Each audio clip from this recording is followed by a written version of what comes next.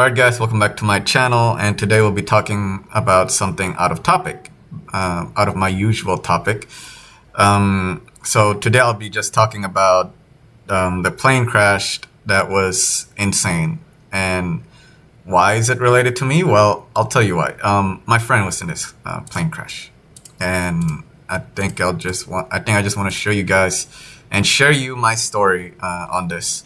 It was a tragedy, of course. The friend that died here was actually a childhood friend of mine.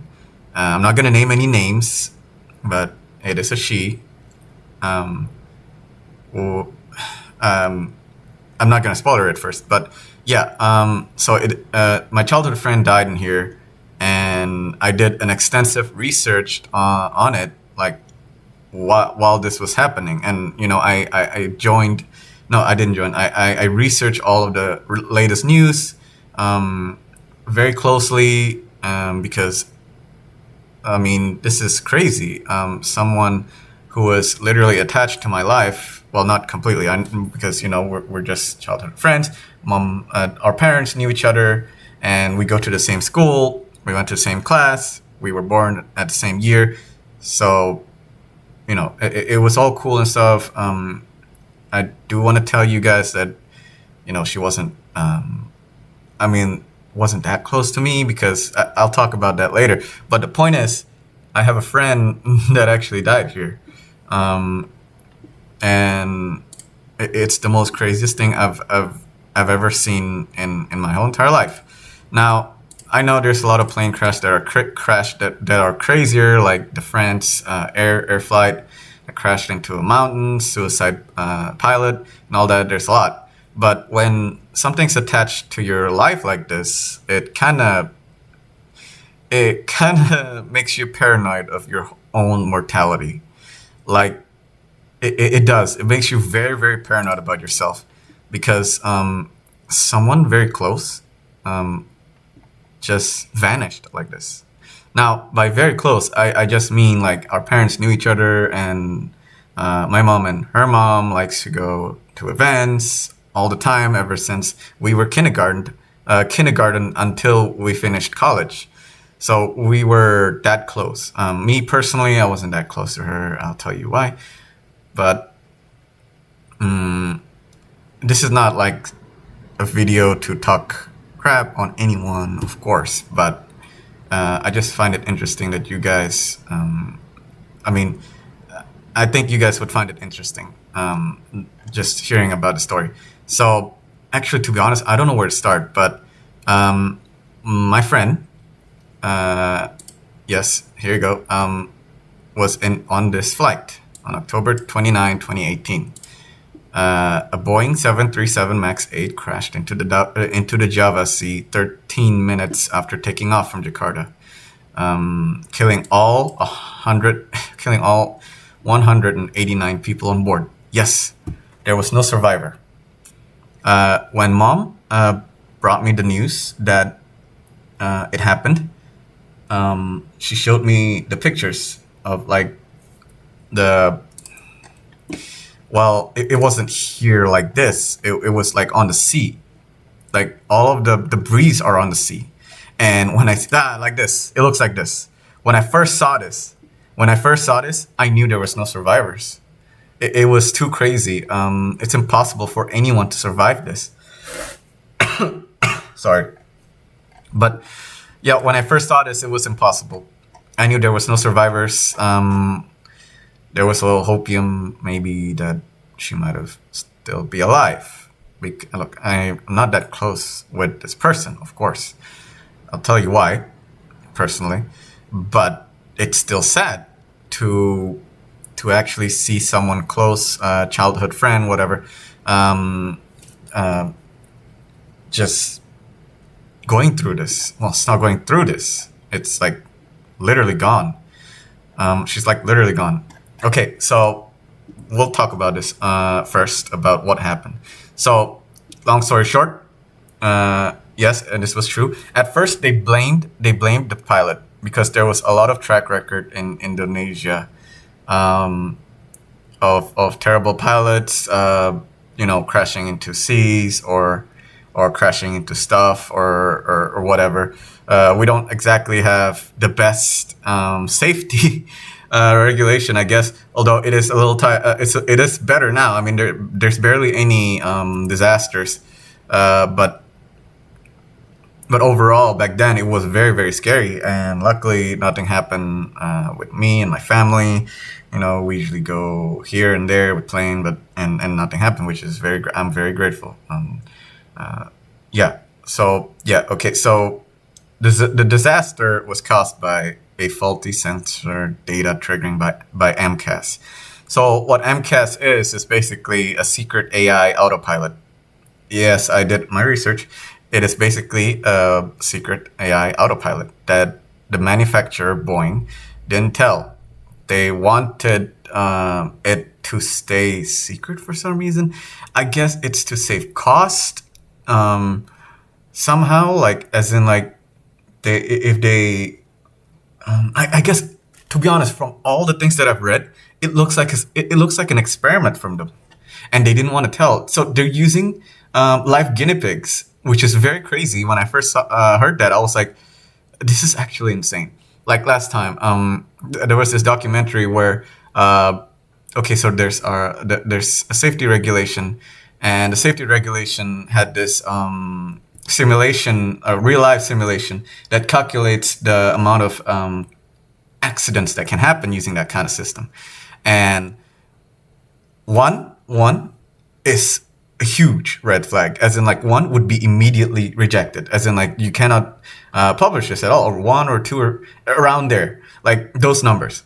But in here, I guess it was like more than three. It was like four or five. It was so insane, and there was a lot of corruption behind it.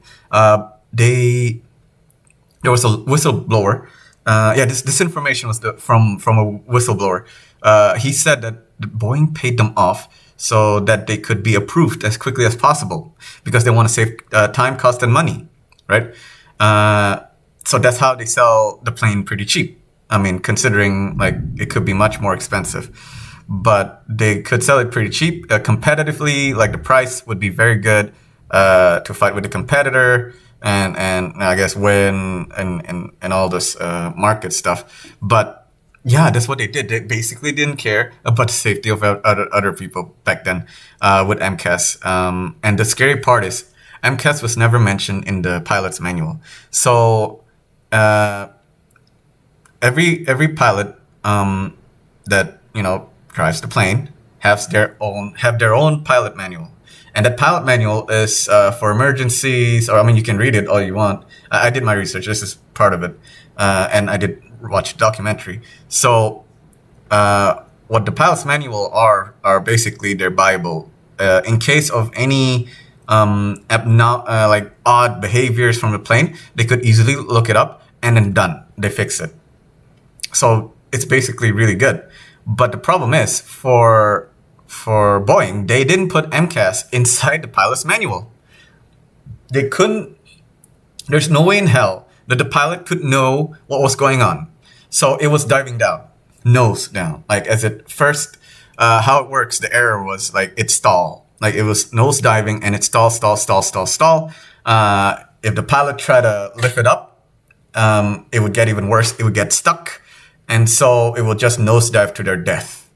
That's basically what happened, and it's really insane. Like, I mean, you only have, so from all testimonies of this crash, because after this there was another crash in Ethiopia. That's when everybody started suspecting that this is not normal, and I think it was China that first shut their flights down, and it was Russia and then US. Then they started investigating, and that's how everyone knew that MCAS exists. So it was really, really crazy, and this AI was, like, literally killing people. I'm not sure if it can be considered AI, because it's basically autopilot trying to make the flight more comfortable for the pilots to control. I can see where it's coming from, but, you know, experimenting on people like this is insane.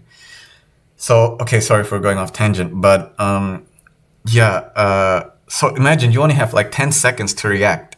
and the more you pull, the more it gets stuck. There was Kevin Sullivan. Oh, hold on, let me research. Oh, Kevin Sullivan. Wait, is it Kevin Sullivan? Ah, yeah, there you go. Kevin Sullivan, the pilot. Yeah, there you go. This guy. Kevin Sullivan was a fighter jet pilot. He was a military trained guy in the U.S. Air Force, of course. And I think he had some similar. He gave his own idea, like not idea, his own experience on this. Okay, so this is very interesting. So what happened was the pilot was trying to take control. Obviously, yes, by logic, take control of the plane, trying to pull it up. But you're trying to pull the whole entire plane up in just 10 seconds. It's insane. It's impossible. You know how it's crazy. How much? I mean, let's hold on. Let's see how much this is. Wait, I guess. Maybe I could search here.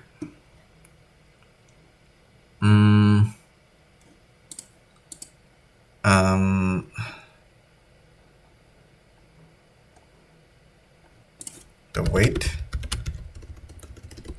of the whole plane. Come on. Hold on. I guess it's around this much. Well, okay. Yeah, it's around here. 8 tons, 6 tons. No, I'm sorry, guys. I'm very bad with numbers. The point is, it's inhuman. It's inhuman to literally lift this amount of weight in just 10 seconds. It's impossible. Completely impossible. So that's what the pilots were dealing with. And going back to Kevin, he had this similar situation with his own airplane, a normal commercial airplane, and I don't know if there was MCAS in it or what, but he was having the same situation as this guy. I mean, as they did. And long story short, he learned from his military training that if the plane is out of control, like of course he's using fighter jet, which is far more advanced, far more crazier. I guess like it's much more. It's just much more militaristic and just much more advanced. He said that if the plane is losing control, all you gotta do is let it go, which is the opposite of like every logic. But this is what he learned from his military training, and this is what he did with the situation on his flight, and it worked. Everybody was completely safe, even though they had some injuries, broken bones, and all that. They're not dead. All of them are not dead. So when I first heard his story, I was like, wait a minute, damn, that's actually insane. I don't know if they did the same thing as he did would work, but the point is, I mean, like, it worked for him. At least you got to try something, right? So this is very, very, like completely insane in real life. Like, the only way to save yourself is to do the opposite of what you think would save yourself. This is what I learned from what he told me. I mean, from what he told us, and that was very interesting. That's why I mentioned Kevin. Right, back to this story. So yeah, look at this. Here you go. See. So it was crazy. It wasn't even a long flight. It was brief, as in like minutes after taking off. Then they started crashing. I mean, like that was very, very quick. There you go. See, the plane was on a routine flight from Jakarta to Penang. Let's just call it, Penang. Shortly after takeoff, the pilot struggled with the erratic airspeed and altitude data before the plane plunged into the sea. Obviously, we talked about this. The crash was the first major incident involving 737 MAX, leading to a global grounding of the fleet and significant changes to the aircraft design and training certification. So this is the insane part. Like after the aftermath was that that's it. Like there was no complete punishment or anything. Though I think I'm starting to see more stranglehold on their company, because I've been seeing a Boeing CEO getting grilled by Congress a lot, which I hope, well, not I hope, I think it did tighten a lot of security on this so it won't happen again. But it's insane that hundreds of people died, and that's it. They don't go to jail. They don't go anywhere. It's insane. Like the Boeing CEO, the previous Boeing CEO, Dennis, was completely off the hook. He got his money, his pension, I guess, or compensation for some reason for killing like 200 people plus. It's completely insane. Yes, he should be held responsible, but I just don't know why he's not held responsible. He's completely living the best life of his life. But I hope karma got him. I don't know. But yeah, this is absolutely insane. And let me tell you something about this. This was a brand new plane. You would expect this type of incident on an old plane, like a very dinosaur decades old plane. But not this. This is the brand new plane. It's like the newest plane ever. So my friend, and okay, I'm just gonna give a spoiler. My friend was there with her dad and brother. And her brother was only 13. Yes, that is insane. And here's the insane part. Before this happened, look, we've barely made any contact. Like, our family barely get together and talk and, hang out. Only my mom and her, of course, because, mom groups, right? That time, we were at the mall. We were going to a restaurant, a food junction, just like a food junction where there's a lot of food around. You can just pick a food, and you go pick a table. Okay, so basically, we were going up there, and we didn't expect to meet them at all. And so they were there, just eating noodles. And when they were eating noodles, of course, we were like, "Oh my God, hey, it's a long time no see. It's great to see you again." And I shook hand with her dad, and her dad had a very firm grip, handshake. And she was being all, to be honest, she was arrogant. She didn't want to see me. She didn't want to shake my hand. But her dad and her younger brother did. Her dad had a very, very grip handshake, as in it was with intent, which is awesome. And well, I said, "Hey, uncle, how's it going?" And he's like, "Oh, it's very good, Kevin. How are you?" And yeah, that's my name. It's okay, I don't care. But yeah, he said, "Hey, how are you?" And I said, "Oh, everything's doing great. We're breeding exotic fish and stuff." And he said, "Oh my God, those fish are very expensive," he said. And I said, "Yeah, uncle, it's very, very expensive." And he said, "Well, hopefully you'll have more success on it." And I said, "Thank you, uncle, and I hope yours as well." And I asked what he does. I guess he was like, I forgot what he does. It's like he replaced bus spare parts and stuff. And it's it's a big deal. It's very interesting. He showed me pictures. It was really nice. But, it was crazy. The mom was with my mom just talking, and she was just sitting down eating noodles, and her brother was just also eating noodles. I didn't realize that would be the last time I've seen them ever. I mean, just those three. Here's the crazy part. Her mom wasn't there on the crash because she had to go back early. So what happened was that she was going to her grandma's funeral. And here, superstition and stuff, you're not supposed to bring the youngest child to a funeral because, okay, there could be something attached to him, supernatural stuff, right? But the younger brother, 13 years old, he was very adamant to join. He said he wants to be there for grandma, which is very, very honorable and very, very kind of him. And he just wanted to be there for grandma. So he joined stubbornly. I mean, he fought for it because his parents didn't allow it. But he was very, very adamant, and he wanted to join. So of course they allowed it. The crazy part is the mom got back early. Like I guess I mean, like she was like separated from them. She's like, "Oh, I want to go early. You guys can catch up later or something." Yes, and it's insane that she's the only survivor because all because she wanted to go back early. Those three were in this crash. Were completely in this crash. Um, they were in this crash, and they, of course, didn't survive. The three of them vanished, completely perished from this. They only found her dad and her brother remains, and it wasn't fully there. It was just parts.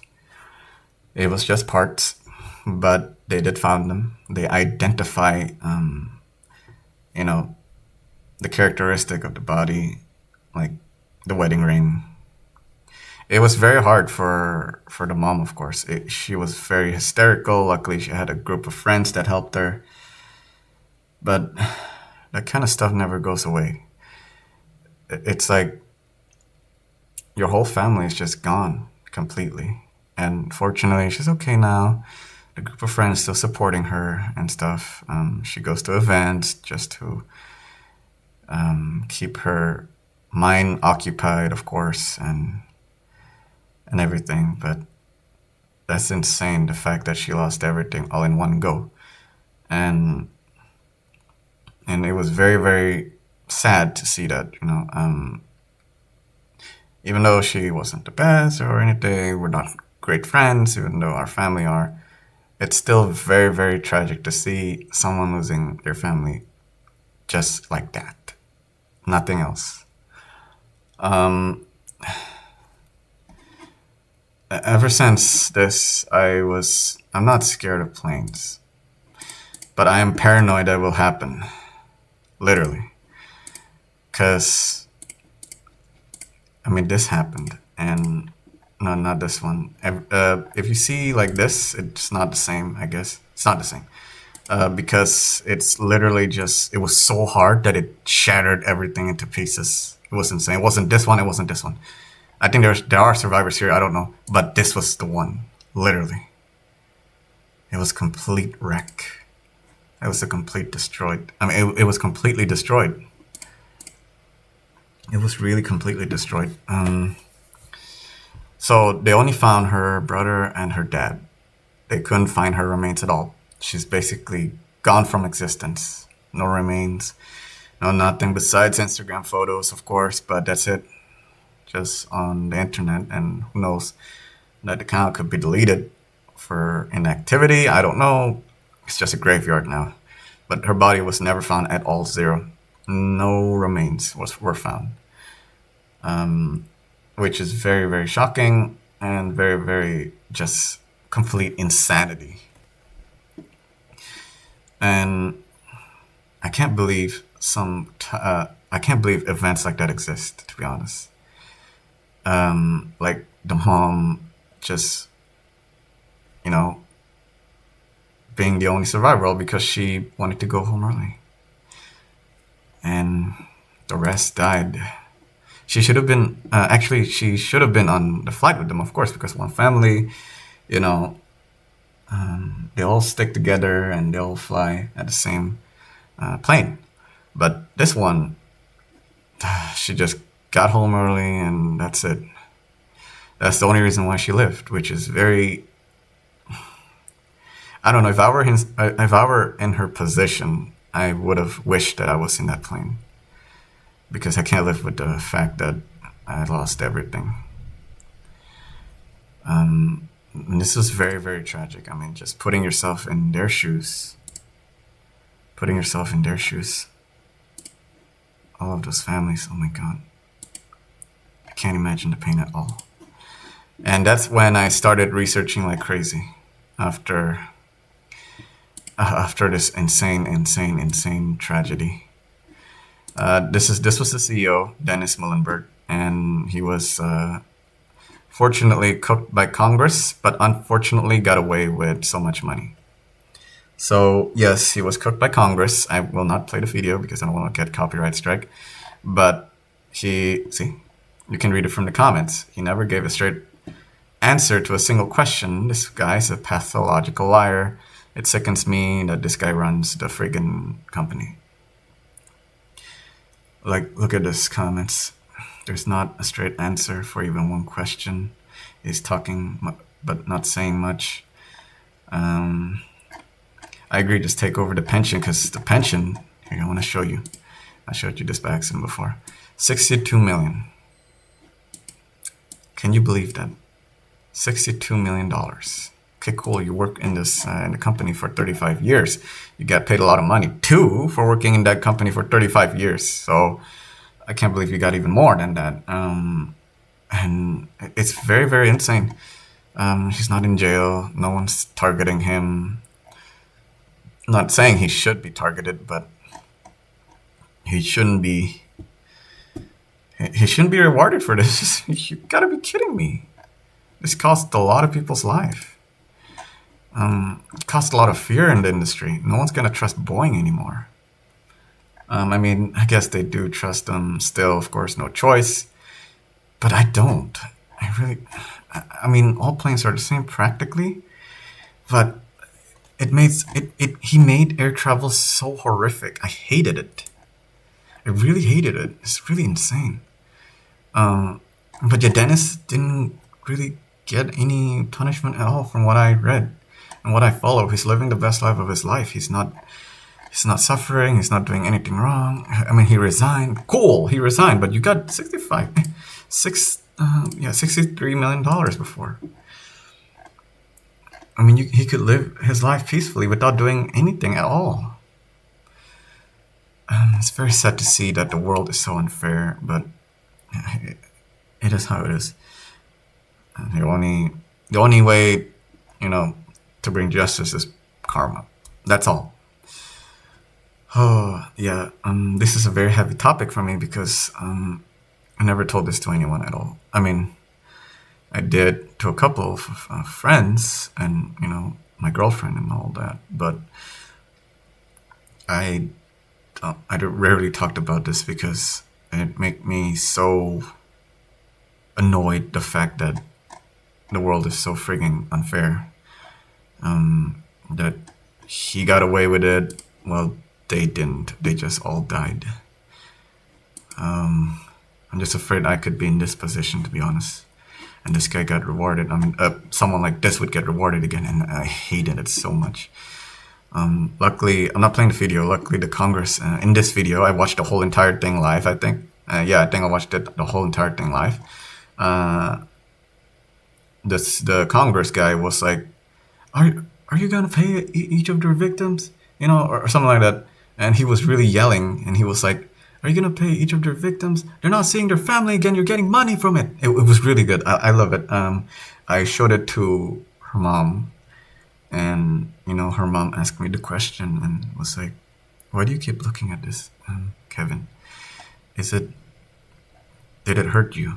And I said, of course it did, because now I can't even think straight about flying or anything. It makes me scared of my mortality. I know it sounds selfish, but it does. It makes me very scared of my own mortality, because I had a few friends that passed away too, but not because of this, because of something else. So a lot of friends are dropping like flies. This was the biggest one. Not the biggest one. There's a lot of biggest one, but this was part of the biggest one. I'm just so scared of my mortality, I swear. I feel like the Grim Reaper is very close to me. He's just waiting. I don't know. I'm being paranoid, guys. I'm so sorry. But yeah. A little story, of course, about why we're not close, me and her. I don't know why. She seems to really don't like me. She looked at me with disgust. Never done anything wrong to her at all. Because I was never in her group, in class. I was always eating alone. And, she brought sushi one day and offered everyone sushi but me. Now, I'm saying this not out of spite, it's just information. Though, if that was karma, that's ridiculous. Why does her whole family needs to pay? I don't think, it's definitely not karma, it's just insane. It's just complete insanity. But the part where they couldn't find her remains is kind of interesting, I have to say. I know I'm gonna sound very cruel, but yeah, that's really interesting.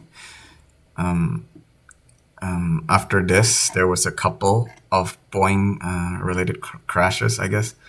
Again, it was the same. I guess it was the same thing, but they covered it up pretty quickly. I guess they didn't crash to the sea. They crashed to the land, and no survivors. Pretty much the same thing.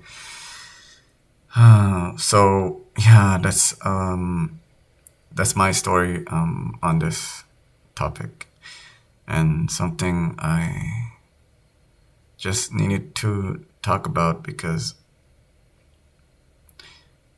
I'm not sure when I'll be gone. So